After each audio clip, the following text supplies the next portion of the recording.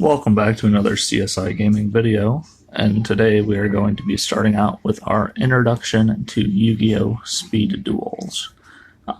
For those of you interested in getting into Yu-Gi-Oh!, Speed Duels is a great way to start. It is essentially just a edited down version of normal Yu-Gi-Oh! So instead of having our 5 normal zones, they reduce us to 3 monster and 3 spell and trap zones, as well as on the side here, still having our field zone and our extra deck, which we will be talking about later. You have your standard graveyard and your deck zones. So I guess let's get into the main differences between Speed Duels and regular Yu-Gi-Oh! Speed Duels is a smaller, slower format based on the mobile game of Duel Links. It allows you to play with a smaller deck. In traditional Yu-Gi-Oh!, you're looking at anywhere from having a 40 to a 60 card deck. In Speed Duels, however, we are limited to having a 20 to 30 card main deck. So for the purposes of this video, we're going to be using a Blue Eyes White Dragon deck.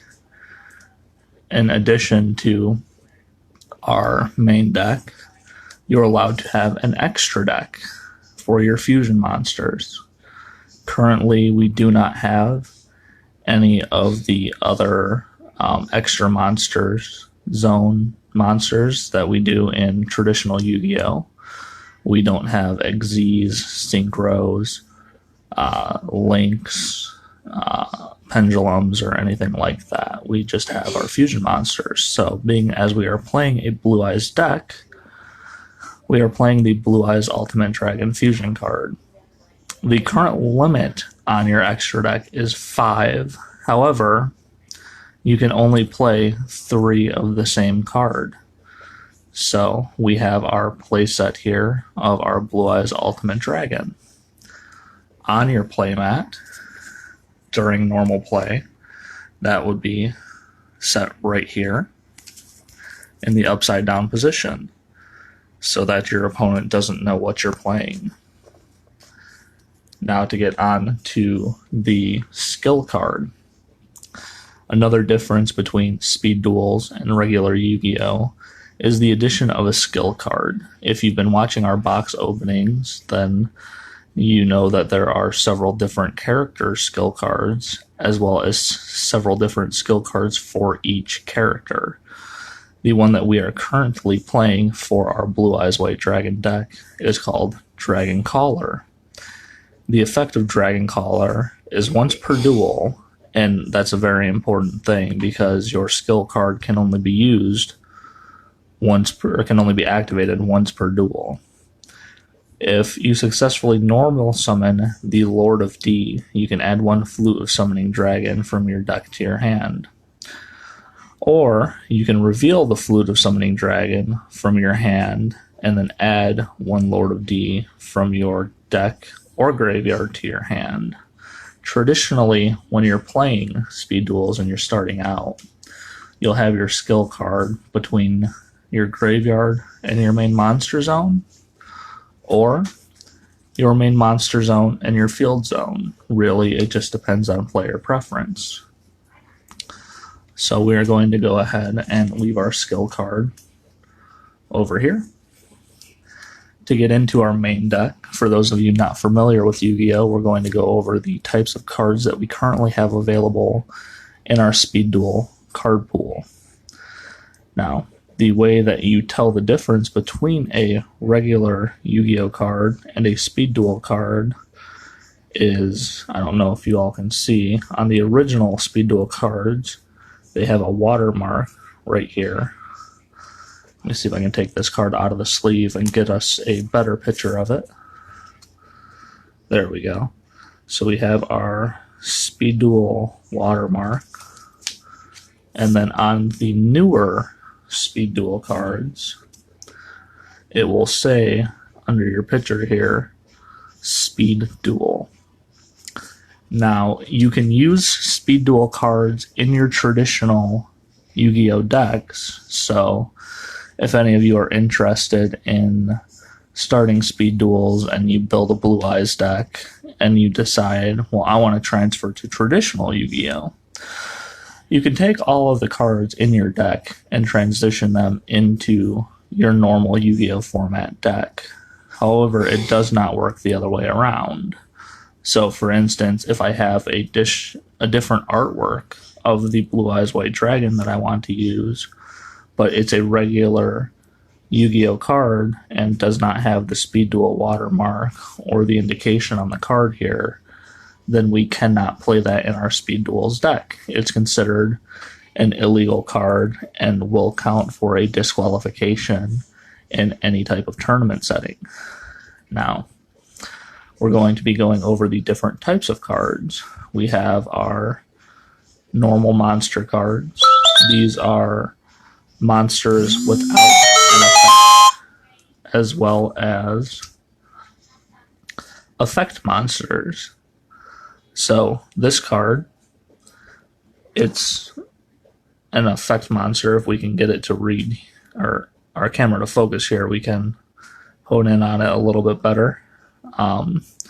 So the effect of this card is neither player can target dragon monsters on the field with card effects while this card is on the field. We have spell cards, which are easily noted as they are all green. So the effect of this card works in tandem with our Lord of D. So this card is special summon up to 2 dragon monsters. Let me see. Special summon up to 2 dragon monsters from your hand. Lord of D must be on the field in order to activate this effect. So back to the synergy with our skill card. If we have Lord of D present on the field, we can activate our skill card, allowing us to add Flute of Summoning Dragon to hand. Or vice versa. If we have Flute of Summoning Dragon in hand, we can go ahead and activate our skill card and add Lord of D from deck to hand. So we have our normal monsters, our effect monsters, our spell cards. Now we move on to our trap selection. So traps are always going to be this reddish purple kind of a hue. And traps are something that you activate on your opponent's turn. So for instance, this one helps you out when your opponent has a larger force of monsters on the field. So when your opponent attacks, you change the battle position of all face-up monsters your opponent controls. So that gets into it for our lineup here. There are several additional types of spell and trap cards, and we will get into those here shortly. But we also have what is known as a ritual monster. So the ritual monsters have this blue text, and each ritual monster can only be summoned with its specific ritual card unless you have a card that says substitute for said ritual card. Our Fortress Whale can only be summoned by the effects of Fortress Whale Oath. So this card is used to ritual summon Fortress Whale. You must tribute monsters from your hand or field whose total levels equal 7 or more. Now you may ask yourself, what are card levels? So getting back to our monster cards here, you'll notice that there are stars on top. Each star indicates a monster level. Now, we'll be going into how to summon monsters here in a moment, but first let me go ahead and clean up our playing field.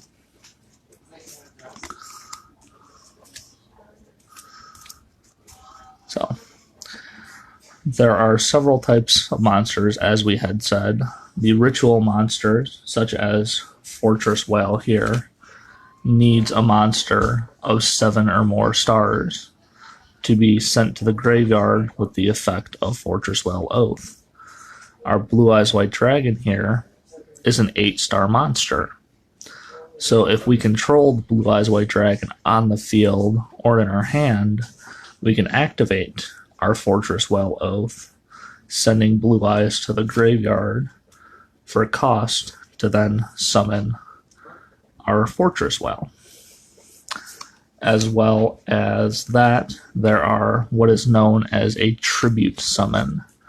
So in Yu-Gi-Oh, you can bring out any monster that is 4 stars or lower.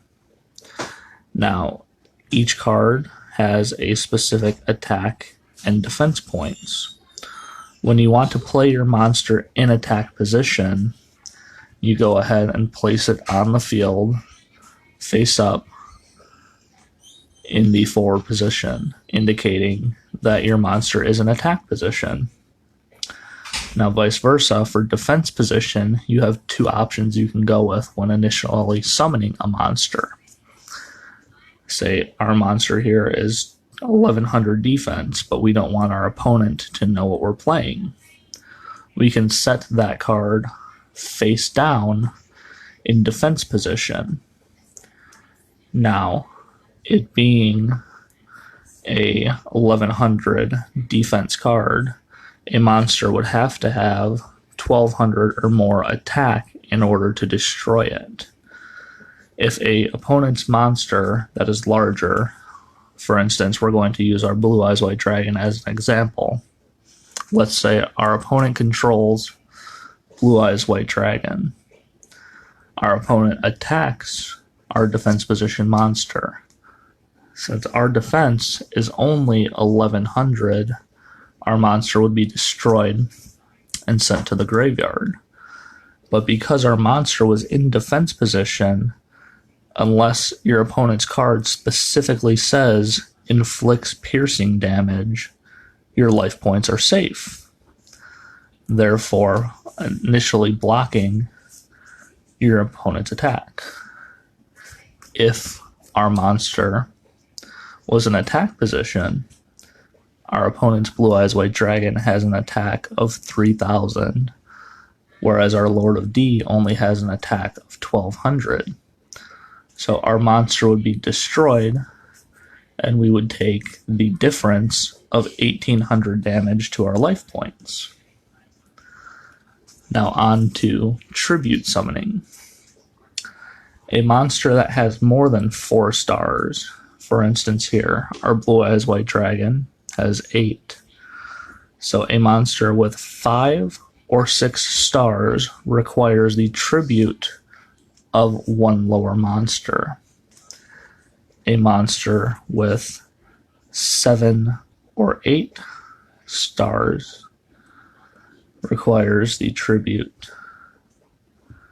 of 2 monsters. And a monster with 9 to 12 stars requires the tribute of 3 lower monsters. So, for instance, if we're playing in our field, let's just say we have 1 Lord of D or 2 Lord of Ds and 1 Dragon Summoner. So we want to summon our Blue Eyes White Dragon from our hand, would require us to tribute 2 monsters on field to grave in order to successfully summon out our monster. That is the basis of tribute summoning. Now on to our spell and trap cards. Our spell cards in this deck, we're only running 3, and all of them happen to be the Flute of Summoning Dragon, as that is what best allows us to forward our strategy when playing. So when we have our Lord of D on field, it allows us to activate the ability of our spell card. This card has the restriction that Lord of D must be on the field, and it allows us to special summon 2 dragon monsters from our hand. So for instance, if we had, let's say, our Tyrant Dragon and our Blue Eyes White Dragon in our hand, when we successfully activate the Flute of Summoning Dragon, that allows us 2 free summons of a dragon monster from hand. So we can summon our 2 larger monsters without the tribute cost. Now on to our trap selection for the deck. We run 2 different traps. One of them, you'll notice the symbol in the corner here, is a counter trap. So this trap can only be activated in response to an opponent. And then we have a normal trap card that has no symbol. The only requirement for this card is that it be activated 1 turn after setting it.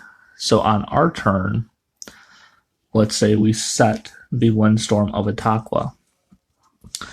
Now, we cannot activate this on our first turn like we could, for instance, a spell card. As we're playing on our first turn, we can play the Flute of Summoning Dragon as long as its requirements are met, and we can further our strategy. Trap cards, however, are designed as a counter strategy to your opponent's play. So, let's say we have a Lord of D on our field in attack position, and our opponent has a much stronger Tyrant Dragon. So, our opponent declares battle and targets our Lord of D with Tyrant Dragon. In response, we can activate our Windstorm of Itaqua, activating its effect to change the battle position of all face-up monsters our opponent controls. So that would require our opponent to set his monster to defense position. As well as our opponent's monster being in defense position, the same is accurate if our opponent's monsters were all in defense position. The turn after we set our Windstorm of Itaqua, if we have a larger monster, say our Blue Eyes White Dragon, on field, we can activate our Windstorm of Itaqua, forcing our opponent to change his Tyrant Dragon to attack position, allowing us to attack, destroy, and cause damage to our opponent's life points. So now that we've gone over our types of cards, another difference in our speed duel strategy is that instead of standard Yu-Gi-Oh, where you start out with 8,000 life points, we essentially cut that in half like many other things. Our deck size only being 20 to 30 cards, our life points are only 4,000 instead of the traditional 8,000, allowing for much faster play. Along with your main deck of 20 to 30 cards, your extra deck of 5 cards, you're allowed what is called a side deck. Unfortunately for this deck, it does what it does so well, we don't need a side deck, but let's just go for hearsay. We're going to take these and it's going to be our side deck. So you can have anywhere up to 6 cards in your side deck that you can use between games 1 and 3. In the speed duel format, it is a best of 3. So once you're done with game 1, you can access the cards in your side deck, allowing you to substitute them in for the cards in your main deck. One thing that you do have to remember is if you start out with 6 cards in your side deck, you have to always have 6 cards in your side deck. If I substitute out 1 card from my side, I must take 1 card from my main deck and move it to my side deck. So we have our main extra inside. We have our 4,000 life points. Traditionally, starting Yu-Gi-Oh, you would turn one player would not draw a card, and it is the same in speed duels. Your traditional format Yu-Gi-Oh hand is 5 cards with a hand size limit of 7. With speed duels, our opening hand can only be 4 cards. So we can only have 4 cards in our main hand. Going first, you do not draw a card. However, if your opponent chooses to go first and allows you to go second, on your first turn, you draw an additional card, giving you 5 in hand to play with. Another main difference between the traditional speed dueling and standard format is that it is a lot faster of play. Usually speed duel games only last on average between the 10 to 15 minute range. With standard Yu-Gi-Oh, your matches last up to 40 minutes. So we've gone over our main deck, we've gone over our skill cards, we've gone over our extra inside.